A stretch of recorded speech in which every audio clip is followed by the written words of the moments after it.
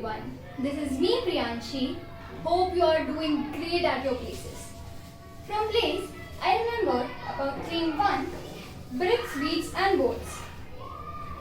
This chapter is totally about Indus Valley civilization.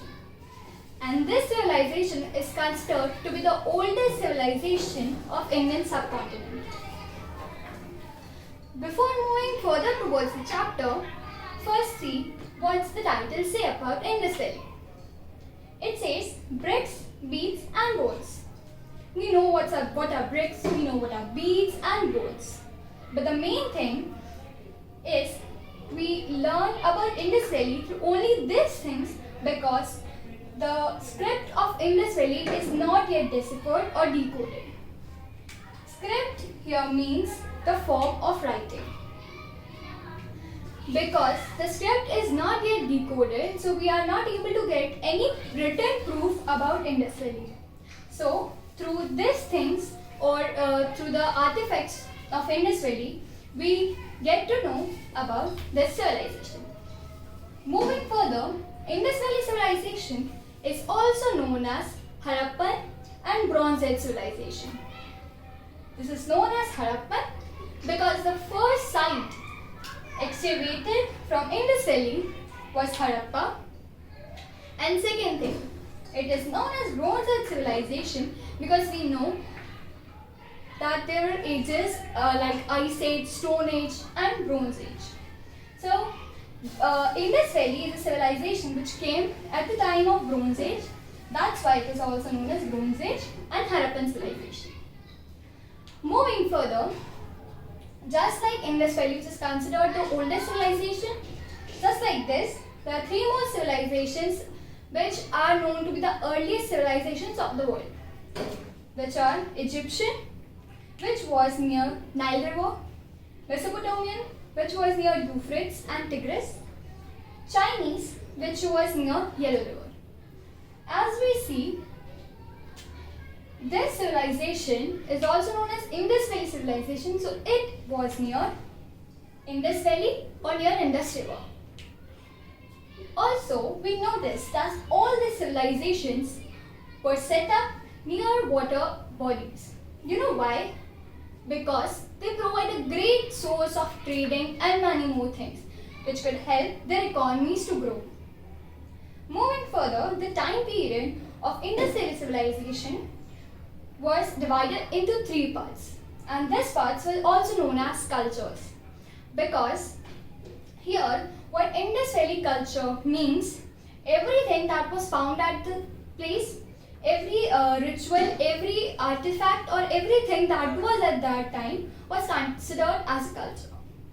So Indus Valley culture was divided into 3 parts or according to the time basis. The earliest civilization, the early Harappan culture, was from 2600 BC. The mature was from 2600 to 1900 BC. Here, it is known as mature phase because in this phase, most of Indus Valley civilization was flourishing very nicely, and the late one was from 1900 to 1300 BC. Now we'll talk about the extension of Indus Valley. So these are all directions: north, south, east and west. Toward north, it was still Manda, which is in Jammu and Kashmir. Towards east, it was still Alamgirpur, which is in western Uttar Pradesh. Towards the south, it was still Daimabad, which is in Maharashtra. And towards the west, it was still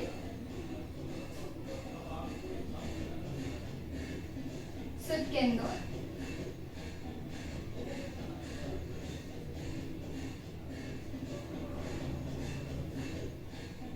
Which is in Pakistan.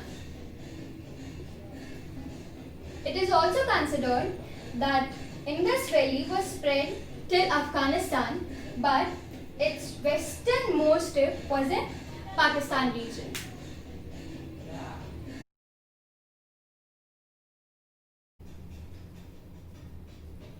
Okay guys, so now we'll read about the lifestyle of people of Indus Valley, in which will include their economic, political and social life.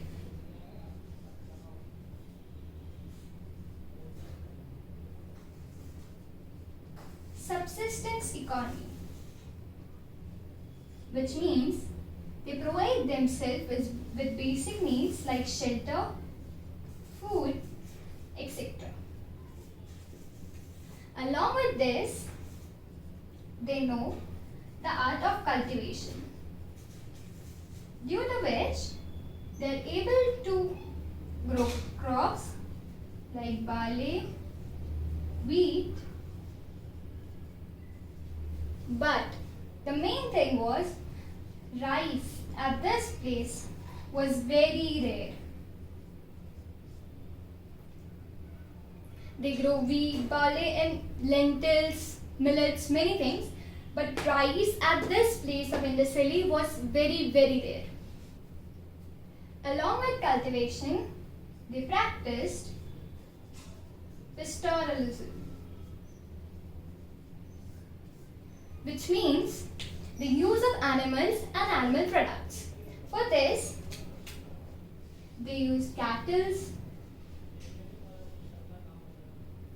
sheep, goats, etc. Also, remains of horses were also found, but it is not yet sure because this remains are found at only 1 or 2 places like Kalibangan in Rajasthan, about which we will study in the next section. Next thing, people of Indus Valley also didn't know about sugarcane, from which we get jaggery, sugar, etc. And on this place, they used honey as a sweet product. And this is all about the economic life. I hope you all understood till here.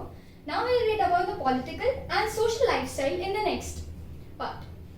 Till then, bye bye. Thanks for watching. Have a great day.